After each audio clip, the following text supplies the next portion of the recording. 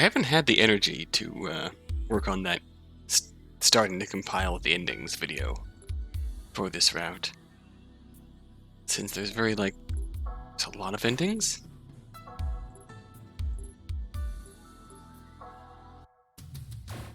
It's not what I wanted.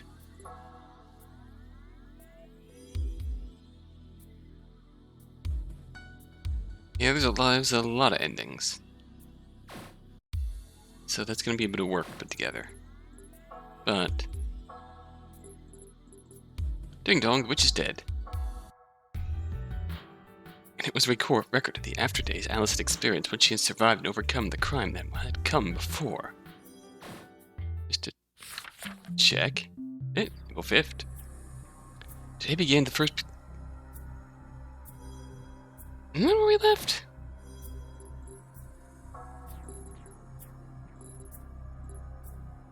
Hold the phone. Okay, we're caught up now.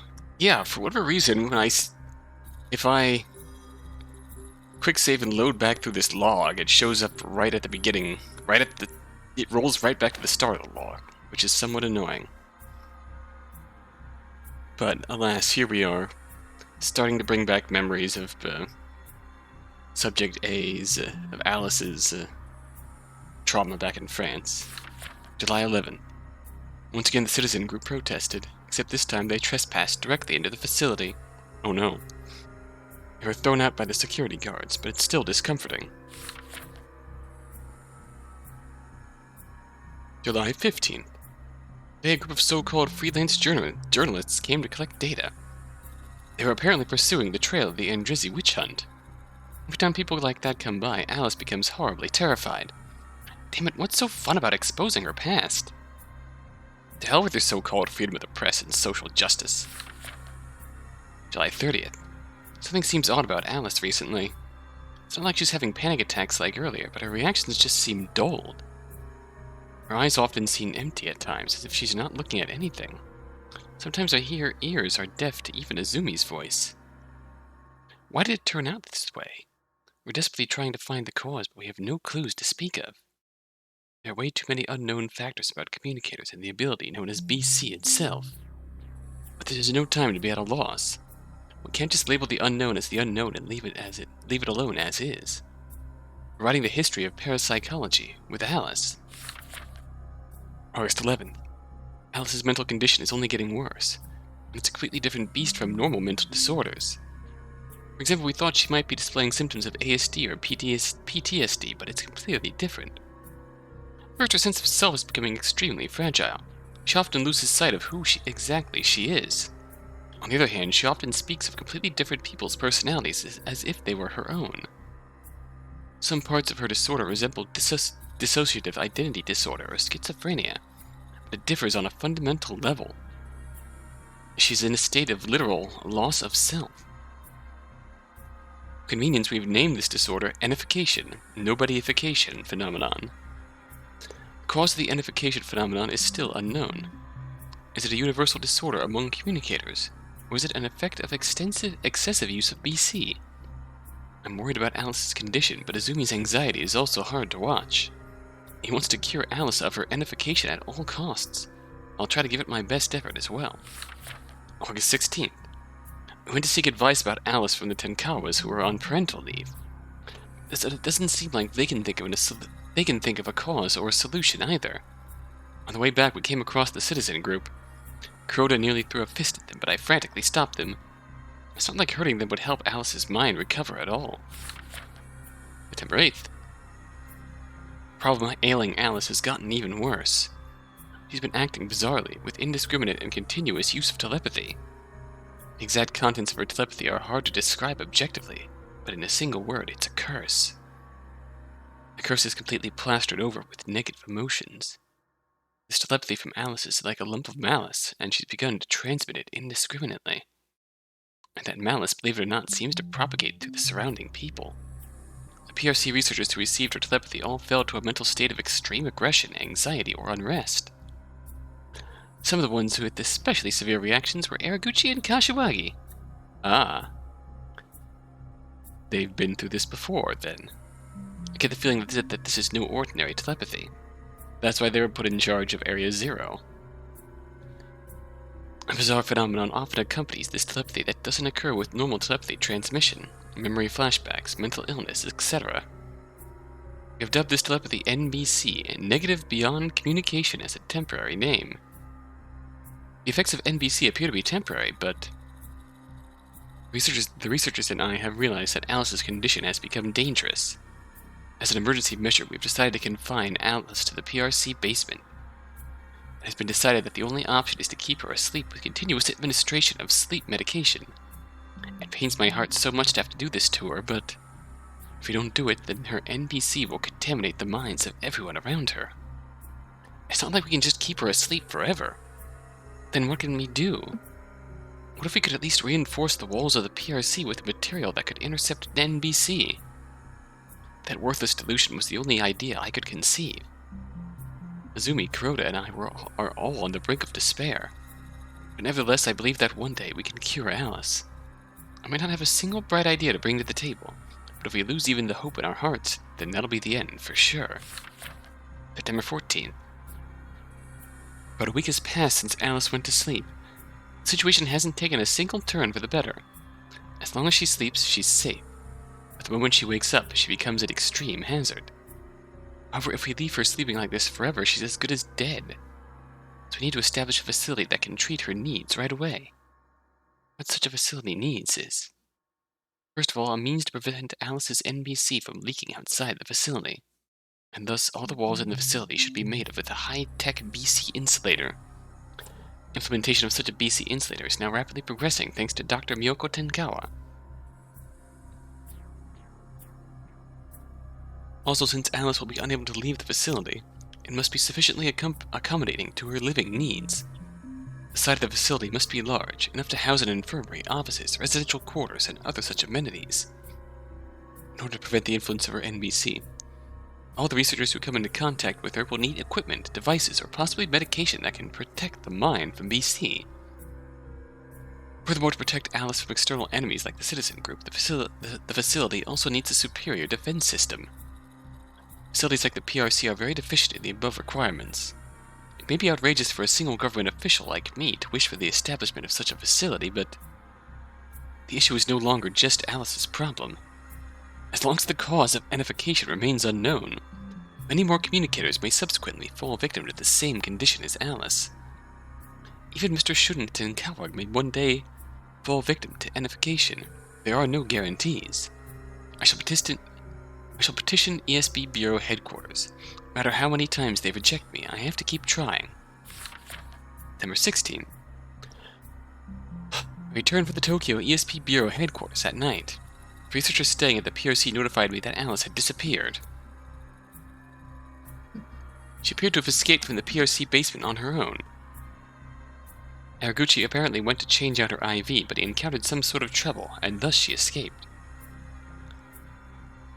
The details of exactly what trouble are unknown. Araguchi is currently in a state of extreme agitation and confusion, so no information can be obtained from him. Kuroda and I are currently searching for Alice. It's way too nerve-wracking.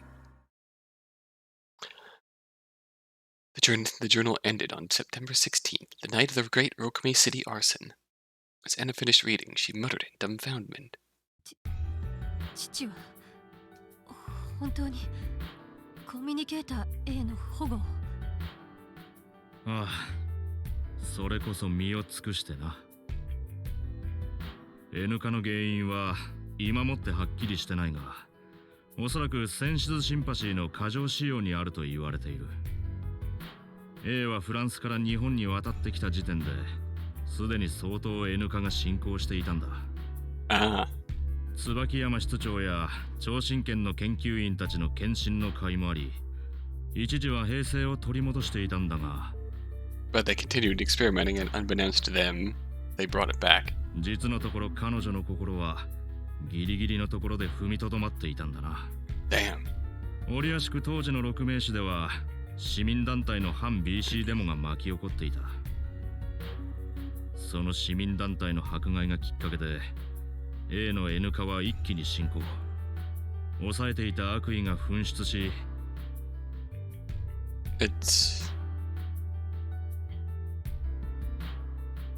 weird to say, but yeah, literally the breakdown of Alice was caused by just PTSD. Pushed her over the edge. 完全に N 化した A は聴診券を脱走。そしてあの事件が起きたんだ。So I was close. She was still fully N-ified. She was still truly not herself. 6名死同時多発火災だよ。そんな6名死同時多発火災が A によって引き起こされたものだって言うんですか？ああ、A の悪意に感染した15名の人間があの夜街中で様々な犯罪を行ったのさ。なぜかその犯罪行為の大半は放火だった。おそらく A の思考が影響したんだろう。She remembers fire. 椿山管理官と俺は A を保護するために街中を探し回った。ようやく見つけたのは9月16日の深夜。場所は6名公園。A はその時まさに悪意に感染した男にナイフを突きつけられ、 Oh 殺され Jesus. 椿山管理官は A をかばって刺された。動転した犯人は逃げようとしたが、すぐに俺が取り押さえた。問題はその後だ。その状況をどう収束すべきか俺には分からなかった。俺は悪意に感染するのが怖くて A に近づけなかったんだよ。しかしそのまま放置していては悪意感染者はさらに増える。冗談抜きに街が滅びかねないってのに俺は何もできない。 You killed her. 結局街を救ったのは Oh. 椿山管理官だった。あの人は重傷を負い悪意に感染しながらも A に睡眠薬を注射し眠らせたのさ。A を聴診券に連れ戻した後、椿山管理官は病院に運ばれたがもう手遅れだった。彼の命と引き換えにこの町は生き延びたのさ。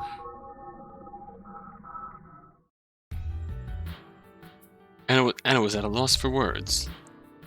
She could say nothing about her father's heroic life and death. そしてあの事件をきっかけに政府もようやく事の重大さを理解した。それからわずか2年で BC 法成立、政令指定機密都市の法制化、そしてラボの設立など様々な動きが起きたんだ。社会情勢の悪化を鑑み、我が超過局も組織が強化、 BC 関連犯罪に対応するため今では警察と同等の権限が認められている。なお A は事件の後2年ほど聴診権に幽閉されていたが、ラボが設立されると同時にそっちに移行された。ラボは BC の研究所だが N 化したコミュニケーターの幽閉治療施設でもあるんだよ。だが治療は叶わず A はその1年後に死亡した。そして事件は収束したんだよ。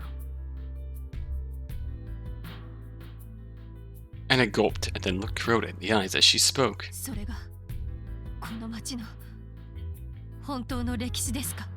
Again, this is just another perspective, but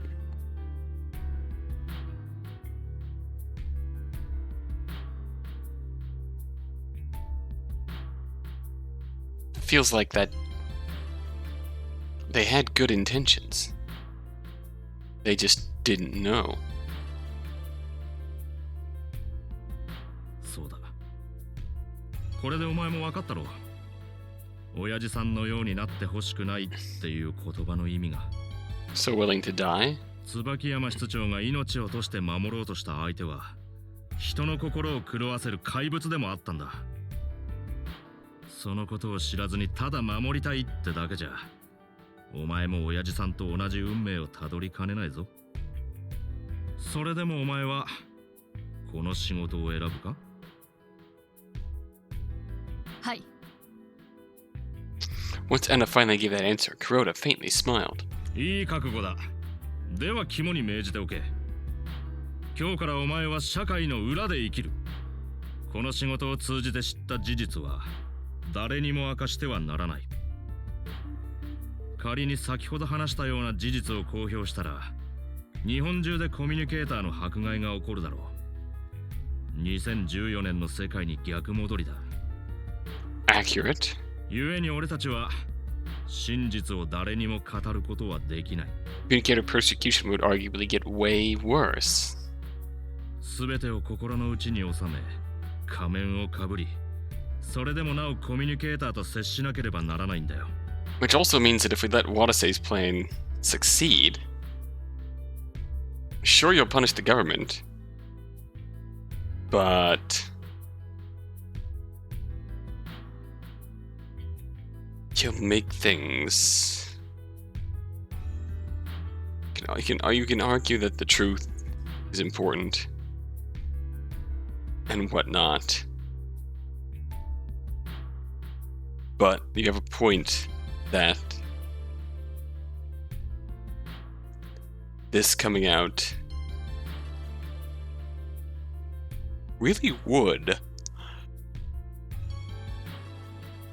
make things a whole lot worse for communicators. 守るべき相手はいつ怪物に変わるかわからん。保護と監視は表裏一体だ。コミュニケーターを守りたいなら彼らに対し決して警戒を怠るな。距離を置け。冷静に観察しろ。きつい仕事だがやれるな、椿山恵那管理官。And I smiled at those words. きついなんてとんでもない。やりがいのある仕事ですよ。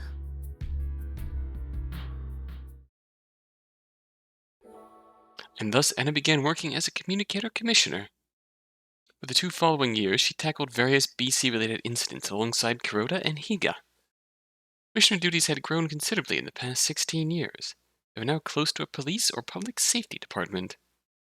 In 2029, they exposed researchers guilty of illegal communicator confinement and experimentation. Ah?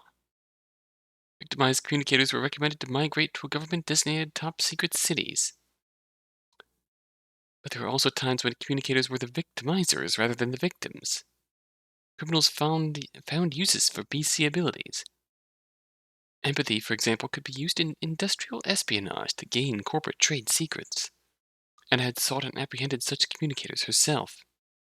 Throughout those days, she became fully aware of the meaning behind Kuroda's words. Protection and surveillance are 2 sides of the same coin. Communicators were to be both protected and put under surveillance. To protect herself, she had to take lessons in marksmanship and self-defense. Anna trained her body, and at the same time, she steeled her stoic heart. I thought that communicators have to be protected is too short-sighted and dangerous. The same way that there are good and bad ordinary people, so too are there bad communicators. Even if they aren't edified, communicators can still be dangerous. I mustn't let my guard down. They're a different breed from us with their own unique abilities. When she thought about it, the cause of her father's death was actually created by a communicator. Eventually, it became a natural habit of Anna's to close her heart towards communicators. But then one day, Kuroda assigned Anna with a new duty. 私が教師に？そうさ。正確には BC 特化学校に常駐し、コミュニケーターの保護、監視を行う管理官になれってことだな。それに忘れがちだが、我々はあくまで文部科学省の人間だ。教鞭をとってもおかしくないだろう。Part of the administration of all of those things. しかし、そのような任務は想定してませんが。いや、今のお前にこそこういう経験が必要なんだ。この2年ですっかり心がすさんじまったからな。What does that mean? 任務に就けばすぐにわかるさ。純粋な子供たちと接し、その心をちょっと洗ってもらえ。And thus, on her third year in the Bureau, Anna reached a turning point as a commissioner. She was assigned to Rokume Academy.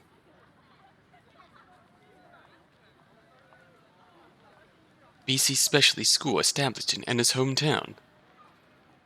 Starting today, I'm going to be playing teacher. I know it's for work, but it's such a pain. Anna shook her head in frustration as she headed for the school building. She closed her heart as always and masked her true character from those around her. 新任教師の椿山えなです。経験の浅さはやる気でカバーするから、みんなよろしくね。よろしくお願いします。Yoroshiku onegaishimasu. The students obediently answered Anna's greeting. To live as a teacher, the first thing Anna had kept in mind was to befriend the students. The students being wary of her would hinder her work as a commissioner. So to prevent that situation, she played the part of a friendly teacher who was enthusiastic about education but still had some playfulness to her. It wasn't a job she exactly wanted to do, but now that she had to do it, she thought she might as well give it her best. 何か質問があったら何でも答えるわよ。One student called out in response to that invitation. 先生、彼氏いるんですか？ Marshall! Oddly enough, it was a girl who asked that staple question. Not mistaken, that girl's Mashino Toba. Rank B Aptitude Ability Level 3 Communicator, huh? Since she has Rank B Aptitude, I wouldn't be surprised if she demonstrated empathy at some point. Need to be wary of her. Oh. As she kept the thought in mind, Anna smiled and answered the question. いないわよ。というか、6名市に引っ越してきたばかりで、知り合いも友人もほとんどいないの。あ、じゃあ私と友達になりましょう。 That bread maker Mashiro. Mashiro said that the boy the next seat accosted her. ほら、真白。先生に対して失礼だろ。Wait, that boy's Natsuhiko Tenkawa, the Rank S Aptitude Ability Level 0 boy. Extremely peculiar student with a clear gap between aptitude and ability. I need to observe him extremely carefully. あら、いいのよ。私も教師になりたてだし、年齢も近いし、友達のように接してくれればむしろ嬉しいわ。ほらね、夏彦。私もそう睨んでたんだよ。そうやってお前はすぐ調子に乗る。Understandable. まあまあ落ち着いて。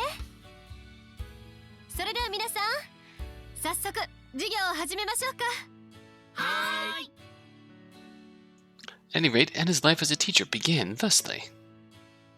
Rokume Academy students were all obedient, and a lot of the children were honest and bright by nature.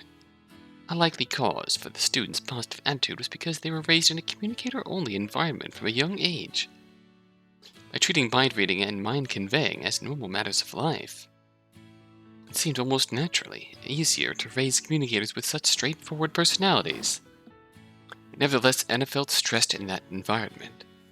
An environment where almost everyone around her was a communicator. It pained her frayed heart. Need to acclimatize to this environment, and quick. Anna couldn't understand what Kuroda's aim was. True, it might have been the perfect environment to test her aptitude as a commissioner and temper her spirit and ability, but still. When Anna found herself confused and at a loss due to her lack of experience in her new job, it was none other than the students who came to her rescue. エーナ先生、今お帰りですか？ One day, just as Anna was about to head home, Mashiro called out to her in the hallway. Beside her was Natsuhiko. あら、2人も帰るところ？はい。じゃあ、ちょっとそこまで一緒に行きましょうか。Anna thought it would be a good opportunity to observe these two surveillance targets. Are they surveillance targets specifically, or is just everyone in the school a surveillance target?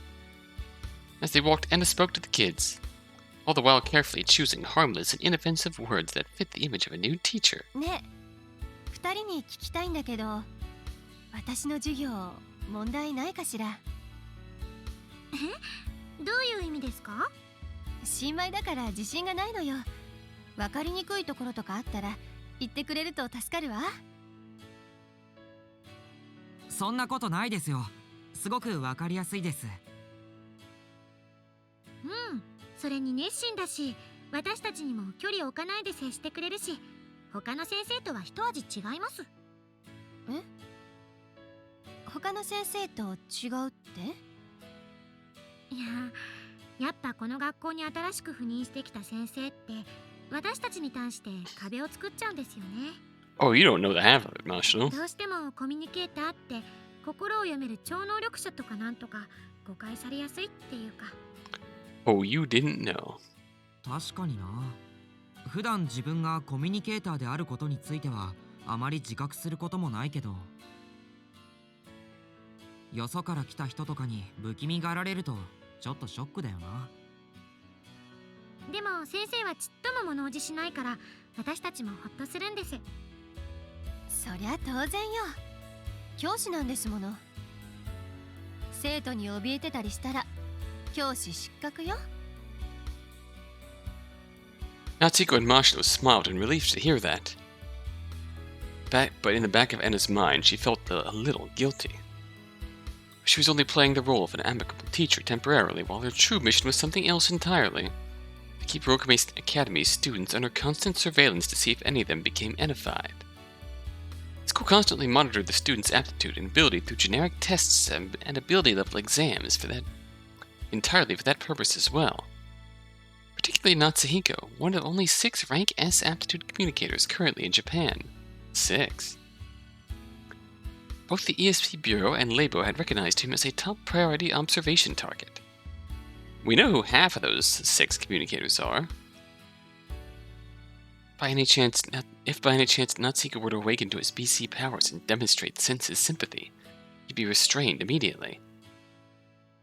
That's both part of Enna's job and the nation's regulations.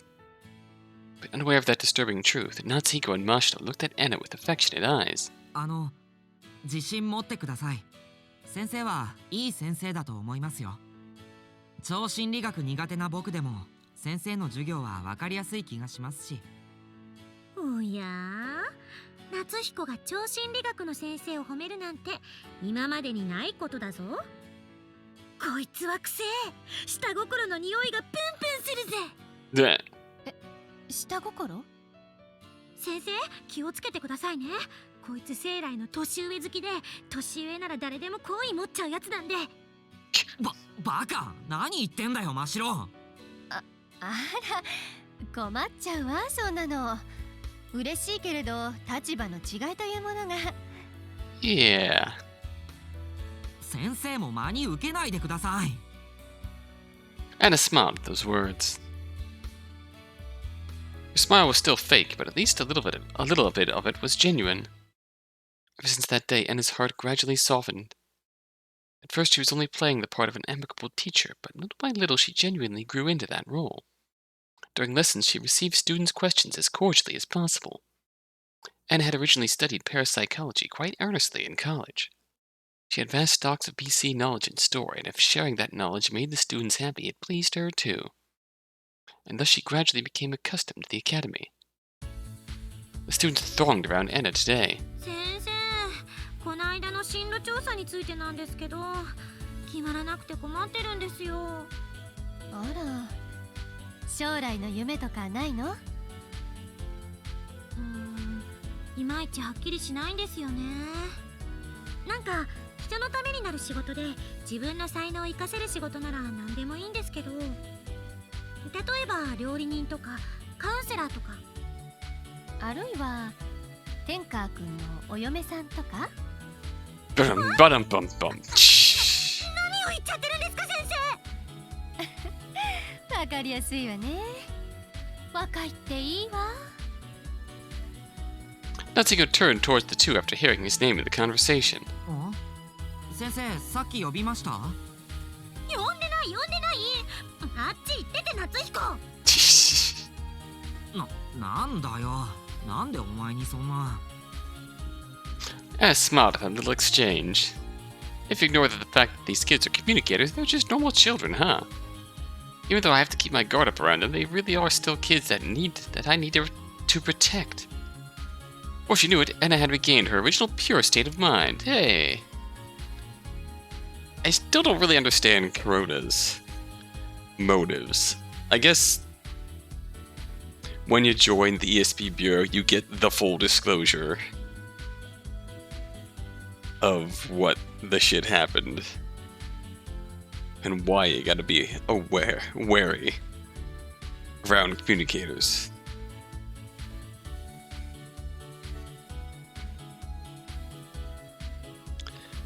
And God, that's unfortunate that they have to put out that warning, because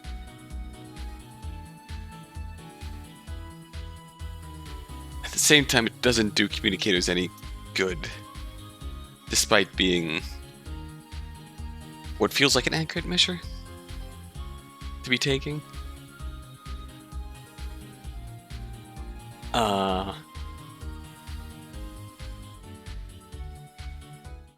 But it wasn't as if she could abandon her duty as a commissioner. Oh, that's a sudden change in tone. If Natsuhiko showed even the faintest sign of edification, Anna probably wouldn't hesitate to restrain him. Their peace was built upon a foundation of dangerously thin ice. Even the smallest crack were to form on the ice, you could spell a repeat of the tragedy 16 years ago. I need to hide that fact as I interact with them. So for the sake of these kids at the very least, Anna would protect that temporary peace with all her might. She would protect what her father could not. If I had one wish, it'd be for a world where these kids could live in peace forever. And thus, after regaining her love for communicators, Anna put forth her effort into her commissioner work once again. She analyzed data from all students, not just those in her class, but everyone from elementary to high school. She also scoured archival data to find if any students in the past had shown signs of edification. But as she did so, Anna happened to come across a certain fact. A female student of this school died 9 years ago, and she met with a fire that happened in LABO. The student's name was said to have been Yuri Kotono. For some reason, this knowledge stuck in Anna's mind. LABO was supposed to have been protected by a perfect disaster prevention and security system, so why would a fire happen? I'll go look into it a little. Anna began a personal investigation into the matter. She spent a weekend researching the fire that happened 9 years ago. As she fished for documents and gathered information from here and there, various unusual points came to light. Mr. Tenkawa was there too at the time of Yuri Kotono's death. Immediately afterwards, Mr. Tenkawa's aptitude rose. Furthermore, LABO's performance improved soon afterwards. It became the top-performing BC research facility in Japan, releasing innovation after innovation. Development of the BC inhibitor, AD.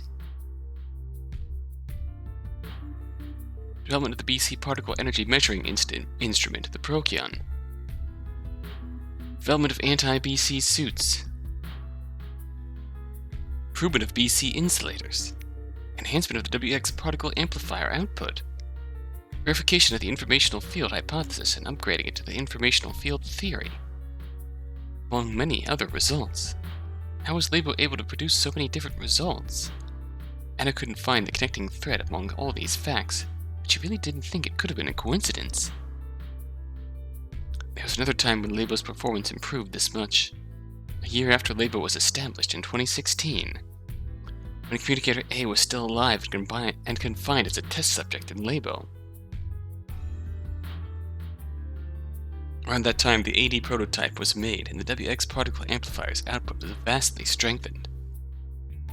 With Communicator A's natural death in LABO in 2017, they had no results that stood out all the way through 2020. Starting in 2021, their productivity rose again. And it's still rising to this day. It'd be great to write it all off as a coincidence, but there was one other thing that bothered Anna. After A's death, 13 years passed without them confining a single test subject. That in itself might have been a joyous occasion, but it instead felt unnatural. Communicators who demonstrated senses sympathy were all confined to various labs. And each lab's administrator reported their confinements to the ESP Bureau. That was the secret law of this nation. So is it possible that LABO really is breaking the law here? Rokame City, with its 350 communicators, I had not reported a single communicator demonstrating Senses Sympathy. Was that not odd? Oh, that's because they... Sorry. That's because they detained Yuri on rank S alone.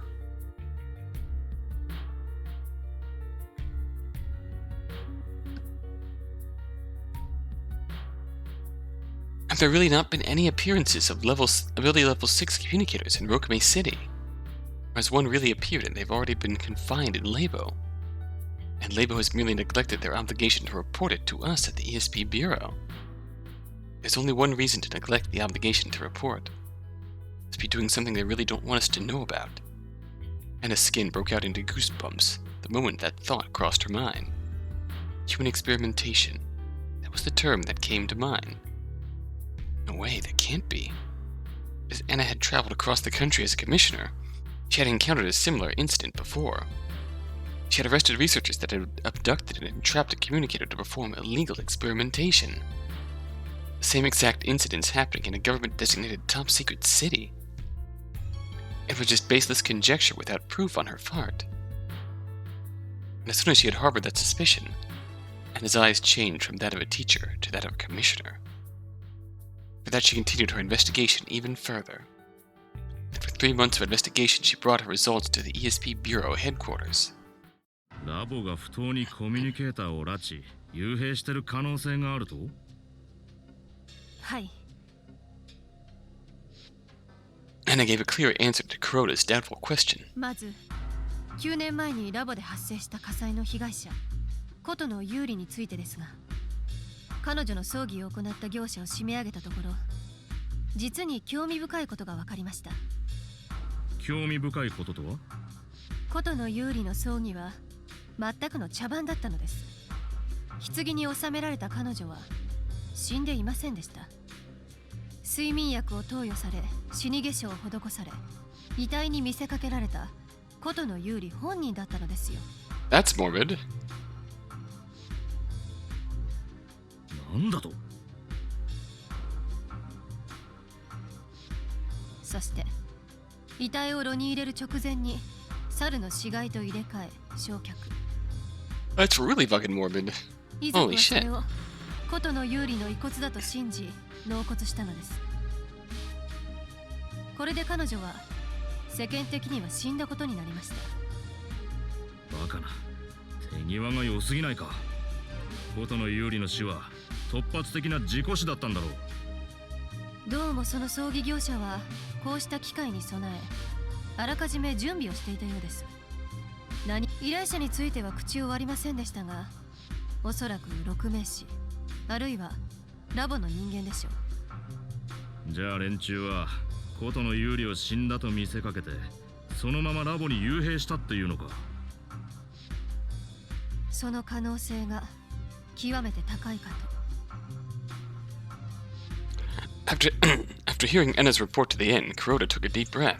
椿山、お前一人でここまで調べたのか？教師生活の片手間ですが。参ったな。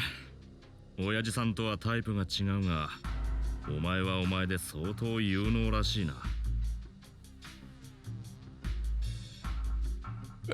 As Kuroda smiled rightly, Anna continued. それより黒田室長、この件についてはどう処理しますか？我々の責務はあくまでコミュニケーターの保護、人体実験などが行われているのであれば、それは摘発せねばなりません。ああ、もちろんだ。では直ちにラボへの立ち入り検査を。超過局の権限があれば無論その程度のことはできないんだよ、椿山。Anna's eyes widened at Kuroda's response. ラボや六名士がきな臭いことをやっていることは俺も比嘉もすでに掴んでいた。だが強制捜査を上に進言しても許可が下りないのさ。なぜ？我々は政府機関でしょ。なぜ地方自治体の運営する施設ごときの捜査ができないんですか？本来ならできて当然だ。我々は各政令指定機密都市と研究機関を監査する立場だからな。But だがどういうわけか6名士のラボにだけは捜査の許可が下りない。 well, that's fucking suspicious. 理由は証拠不十分、そしてラボの機密を保持するためだそうだ。 That's stupid. バカな。ただ検査するだけですよ。後ろめたいことがなければ何も問題はないはず。ああ、だからおそらく我が超過局の上層部もラボ側に転んでいるんだろうな。理由は金か、あるいは弱みでも握られているか。 When Anna became speechless, Kuroda continued. ラボは独立行政法人でな。厳密には我々政府機関の統治下にあるわけじゃない。設立当初は無論国の指導を受け、国策に従って作られたんだが、徐々に我々のコントロールを離れた。現在ラボの運営は6名士によって行われているが、その研究成果はベテルギウス新薬という企業に売り渡されている。 Well, shit. That's true. 要するにラボは行政法人の皮をかぶった営利団体だよ。 Alright. しかも市によって守られているため、様々な無茶が効く。極めてたちの悪い秘密研究所さ。では父がコミュニケーターを守るために設立を望んだ施設は Is now capturing them. 今は営利のために人体実験を行うまがまがしい研究所になり果てたと。 Correct. 状況証拠だけだが、おそらくな。 Anna gritted her teeth at those words. When her father was alive, he and the BC researchers he worked with all supposedly attended to the communicators with good faith. Did the researchers' ethics decay through the 16 years following? Based on the nature of the facility, if LABO so wished, they could conduct human experimentation without anyone being the wiser. Had they gone so far off the deep end to do just that? そして上の連中が強制捜査に及び腰なのはもう一つ理由がある。国益だ。ラボの内部で何が行われていたとしても、ラボは確かな成果を上げている。At some point, you're fucking over people's lives by just letting LABO be its own necessary evil. BC 絶縁体や AD の開発によって得られた外貨がいくらか知ってるか？ざっと8000億円だ。Capitalism. 一人や二人コミュニケーターが拉致されても、それを補ってあまりあるほど日本は潤う。In the government's eyes, not in reality. 仮に幽閉されたコミュニケーターが N 化したとしてもだ。最初から閉じ込めているから大丈夫。公共の治安は揺るがない。誰も悲しむやつはいない。みんなハッピー、めでたしめでたしで。ふざけないでください。 And his angry voice interrupted Kuroda's cynical sneering.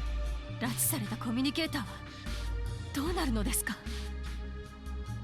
確かに N 化の危険性があるコミュニケーターは幽閉するべきです。16年前の悲劇を繰り返すわけにはいかないから。だけどことの有利は適正度 C だったんですよ。幽閉の浮き目に遭う必要はどこにもなかった。そんなことを放置していたら私の生徒たちだっていつラボに拉致されるかわからないんです。だから私は誰が何と言おうとラボの悪事を見過ごせません。 Once Anna finished shouting all of that in one go, Kuroda gazed at her hand, at her heart. 先生になっちまったな。椿山管理官。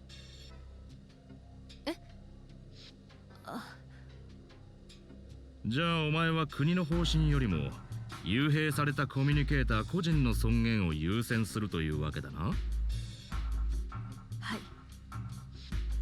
い。いけませんか？黒田室長はどうなんですか？比嘉管理官は心が痛まないのですか？私たちの仕事はコミュニケーターを守ることでしょう。 Kuroda answered Anna's plea. その通りだ。And he nodded as well, finally breaking his silence. 椿山、お前が正しい。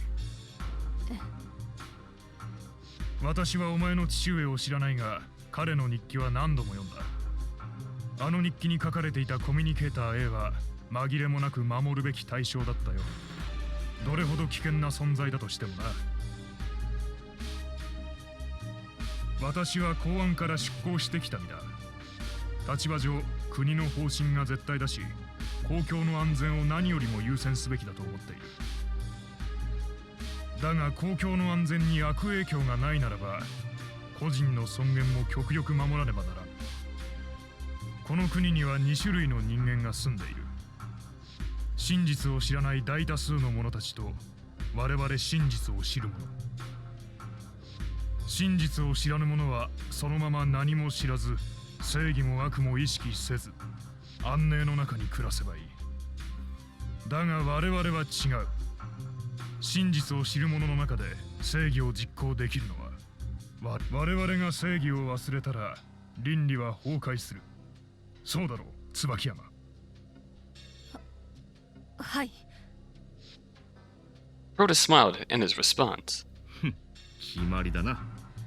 許可などもういらん。強制捜査に踏み切ろう。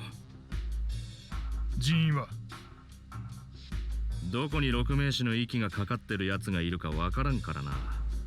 この3人で行こう。 Okay. 危険な仕事だし、もちろんお嬢さんは同行しなくてもいいが。いえ、私も行きます。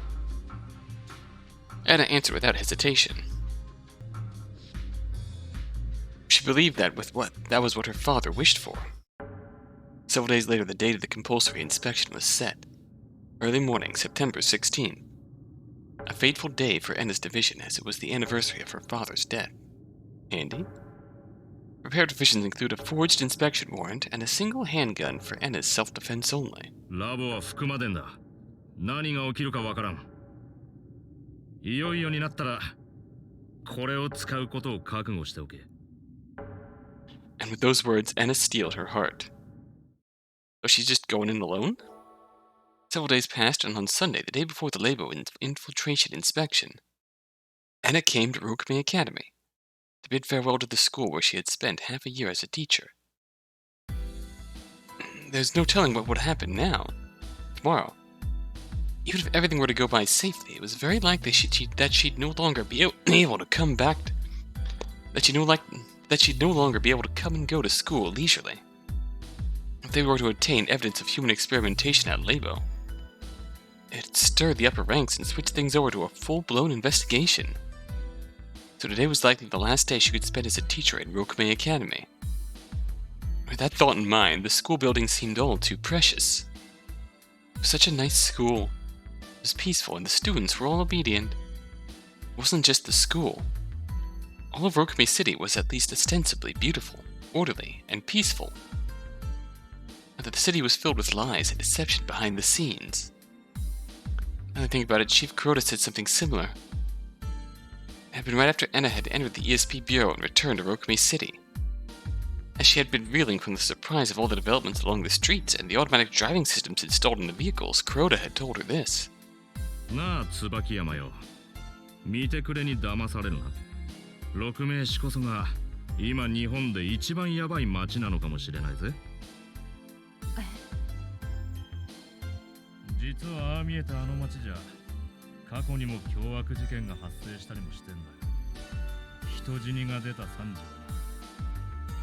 しかし治安の良さを売りにしてる政令指定機密としてそんな大事件が起きたとなると大騒ぎになる。機密都市の存在意義さえ揺らぐことに。だから市の連中はその事件自体をもみ消しただの事故として処理したんだ。確かに機密都市では多少の隠蔽行為は散見されますが、この町の隠蔽体質は特に半端なくてな。治安維持のためならどんな嘘も平気でつく。まあ例えて言うならあなた方は白く塗った墓に似ている。外側は美しく見えるが、内側は死者の骨やあらゆる汚れに満ちているのだってやつだよ。何ですかそれは。マタイによる福音だよ。昔の人はいいこと言うね。クリスチャンだったとは存じませんでした。似合いませんね。人は見かけによらないってこった。人だけじゃない、なんだってそうさ。ゆえにだ、椿山。この町の本質を見極めたかったら、見聞きするものすべてを疑ってかかれ。調査の基本は疑うことなんだ。悲しいことにな。After 2.5 years of working as a commissioner, Anna naturally came to learn the meaning of those words. Then again, her father's opinion had been the opposite of Kuroda's. The most important thing humans have is the ability to trust. I believe I'd stayed with Anna's father until the very end. He believed in the innate goodness of man. He believed in the PRC's researchers. He believed even that the monster-fied Communicator A could one day be healed, and he believed that until he died. But father might already be living in an age where we cannot survive on belief alone. Outside of Rokume City, anti-communicator discrimination still persisted. But within Rokume, human rights were being trampled on without second thought. The city was born both a cradle and a cage for communicators. Humans cannot live their entire lives in a cradle, nor were they born to die imprisoned in a cage. This age full of malice one day come to an end. No, it will end. She wanted to believe that. Even if it were no more than an idealistic thought, if she were to abandon her ideals, then she would lose her love of the world for sure.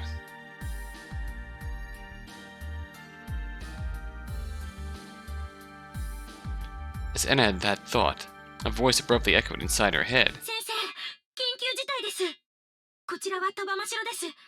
学校内にいたら通用口のところまで来てください。鳥羽さん。Anna was shocked. She thought there weren't any students around. Emergency? What could it be? Anna felt dubious, but she still headed for the staff entrance. At the staff entrance, she found Mashiro, as well as Natsuhiko and Salio. When they moved to the BC room to speak in detail, Mashiro and the others told Anna something unexpected. Q had infiltrated the city.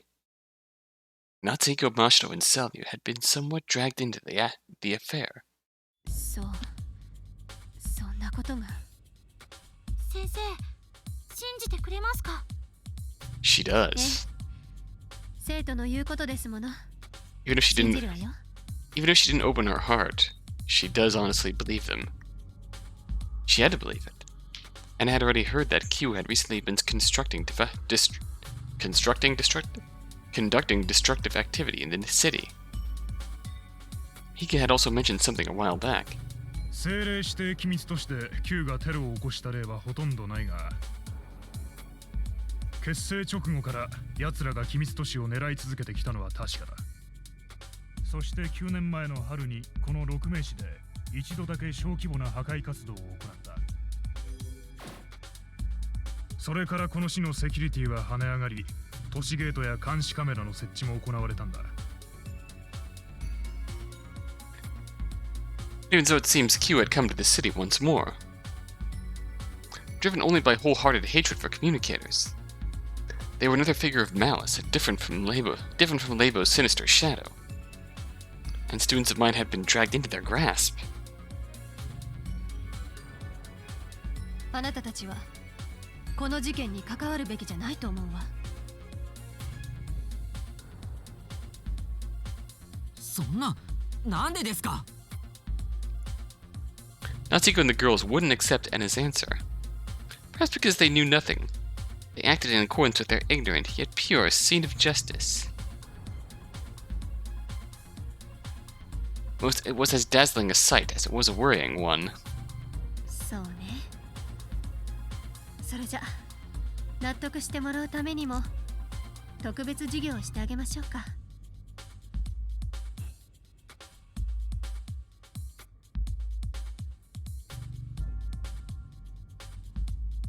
and thus Anna began a lecture. Her final lecture as their teacher. And then the next day, the fateful hour had finally come.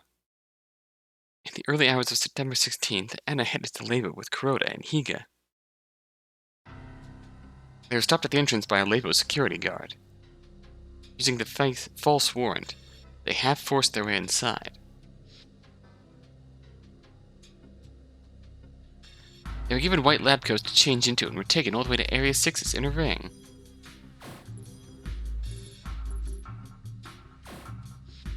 Once they had arrived there, the researchers called them to a halt once more.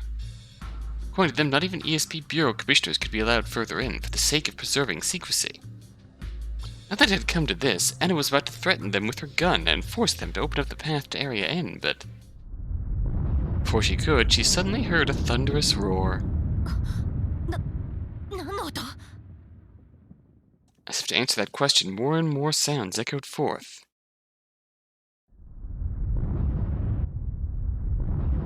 The automatic disaster prevention system began broadcasting warnings like mad.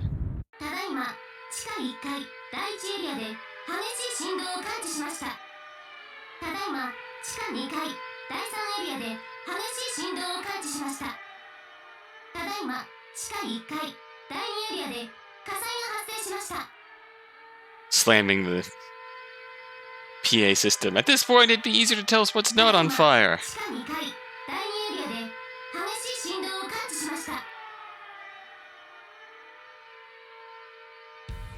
Anna was caught completely off guard. She had not expected such a thing to happen today of all days. Was it a coincidence? An inevitability?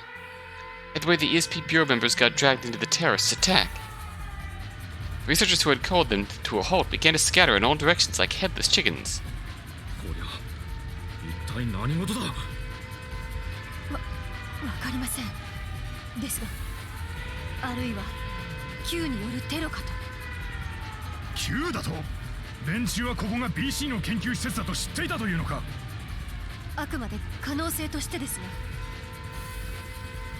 Anna, Kuroda, and Higa had heard rumors that Q had infiltrated the city. While Q may have infiltrated the city, LABO couldn't have just conspicuously strengthened security. That would be the same as installing a sign that says, "This is a BC facility." Perhaps LABO had maintained security at normal levels for that very reason, but did they just take advantage of that window of opportunity? 万が一テロリストに遭遇したら、まあ完全に業務範囲外だが、捕まえられるかどうか試してみるか。The commissioners broke off into a run to search for an exit. They ran across a huge fire in the factory. And it got separated from Kuroda and Higa.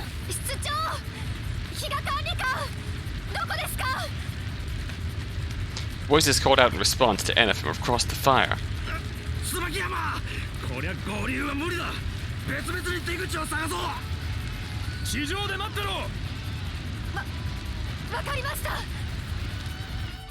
And a little while after they parted, an ominous siren blared out.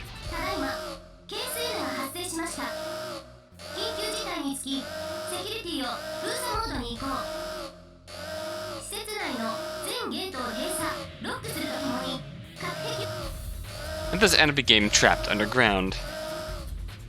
Before she could regroup with Kuroda and Higa, she was chased by fires in the connecting passageway.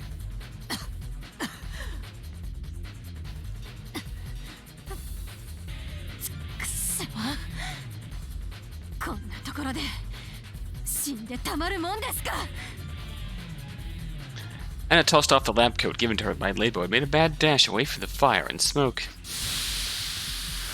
And she pulled the hose out of a hydrant and began fighting the fires herself. Well, she really can do it. I suppose I shouldn't be surprised when she was there offering to help, and yet not revealing her true identity. Which is apparently part of her job to not reveal her true identity. Like super duper important. Which is fair. I like not I like the commitment to the secrecy of the position. Of course, now it's out the window, but this is very, very, very extenuating circumstances.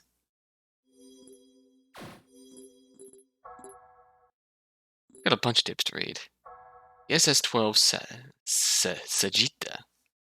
Small pistol carried by the ESP Bureau members during escort missions. It's a loading capacity of 15 plus 1. 1 in the chamber, 15 in the magazine. Swiss model from 2012. The gun barrel has an integrated silencer and is made of Zylon fiber reinforced plastic, allowing it to pass through metal detectors undetected. That's bad. It uses bullets with lower than average amounts of gunpowder, reducing its killing force. However, since it is meant to be used only as a last resort, this sees its reduced power as a positive. This prevents her from complacency relying on the gun. The nickname Sagitta comes from the constellation Sagittarius, the archer, equating the gun's quietness to that of a bow arrow firing.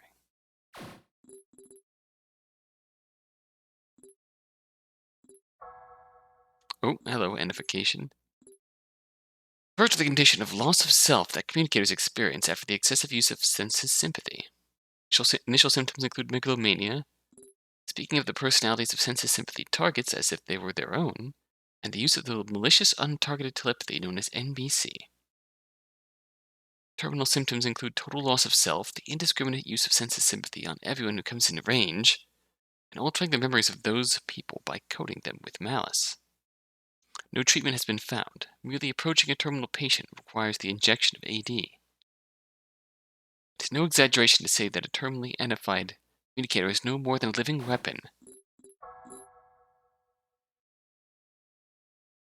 that corrupts minds. It is unknown to what extent LABO's top researchers were considering that point, or if they were considering weaponizing identified communicators themselves. It wasn't long before LABO began to unilaterally confine rank S aptitude communicators without reporting the activity to the government. There's the crime they can actually get dinged for. Communicators as a whole are not obligated to live in top-secret facilities, but rank S aptitude communicators are an exception. To those elite communicators, the top-secret cities are both cradles and cages. Oof. Scary. NBC. Acronym standing for Nuclear, Biological, and Chemical. NBC disasters thus include nuclear disasters such as meltdowns, biological disasters such as bacterial infections, and chemical disasters such as the spread of poisonous gas. Strictly nuclear disasters are called N disasters. Japan is equipped with various forces to deal with NBC disasters, including the Counter-NBC Terrorism Squad, the Chemical Weapon Defense Unit, HAZMAT, and naturally the rescue squads. However, in the field of BC research, the forerunner LABO coined the term negative beyond communication, which also has the abbreviation of NBC. This NBC refers to the untangled curse-like telepathy used by communicators in the process of edification. Furthermore, within LABO, when the WX particle amplifier malfunctions and increases the energy levels above 1 milliscalar value, the ensuing meltdown is also known as an NBC disaster.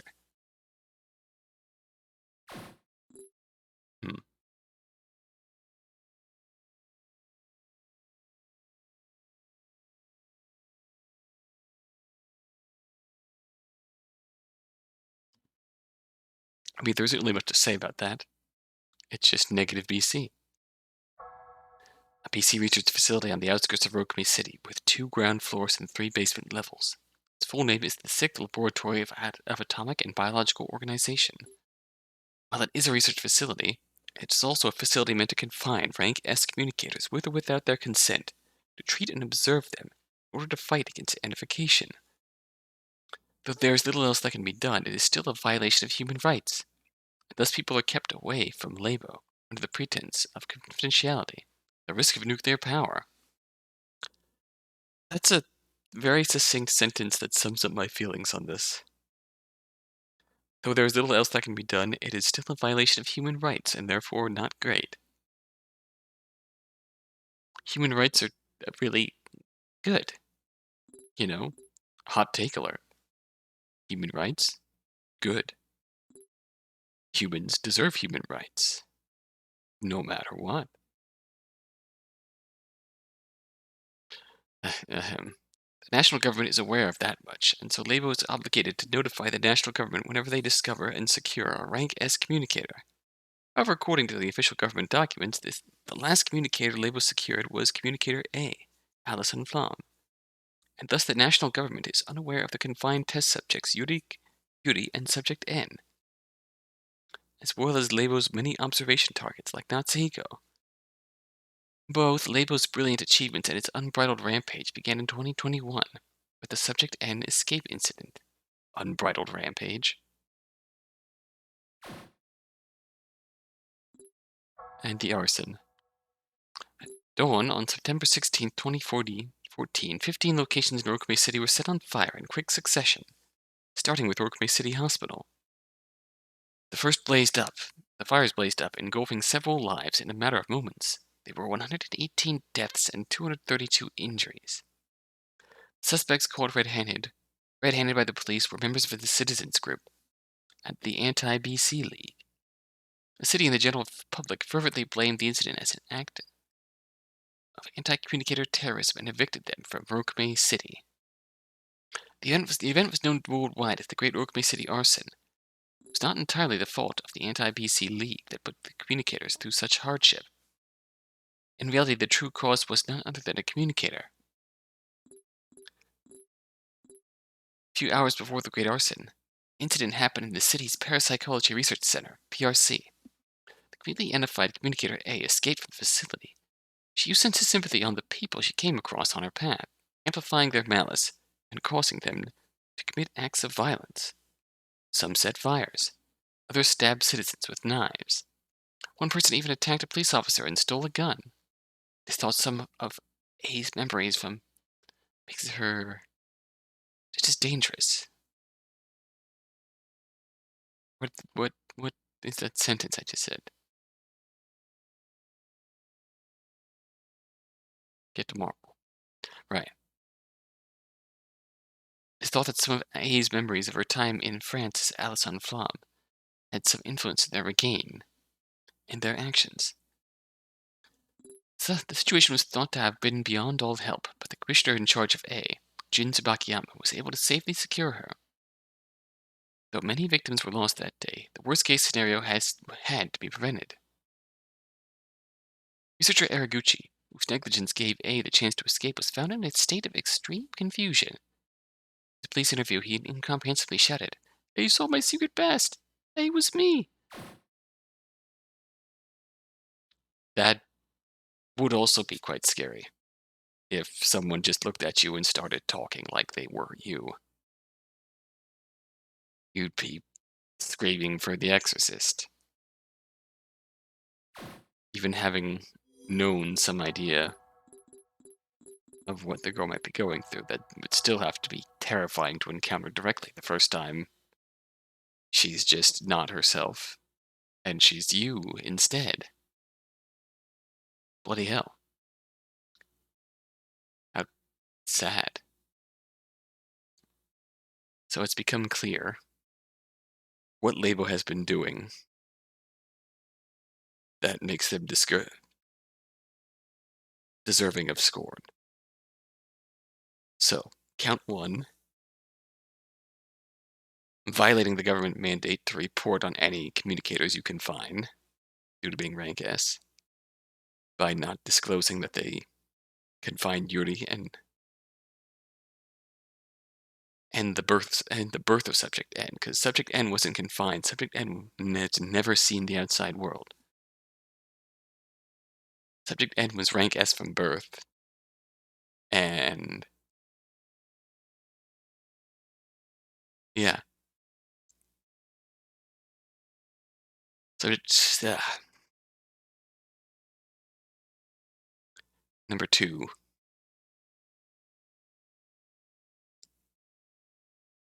The human experiments, very much in the case of Subject N. The case of Subject N, it feels more clear now that the researchers willingly pushed her to Nification. for the aim of gathering data. It's still not clear what sort of experiments they did with her, since we only saw Yuri's side, and Yuri's side was really soft and not bad. But at this point, you gotta be more willing to believe that LABO did some awful shit to Subject N.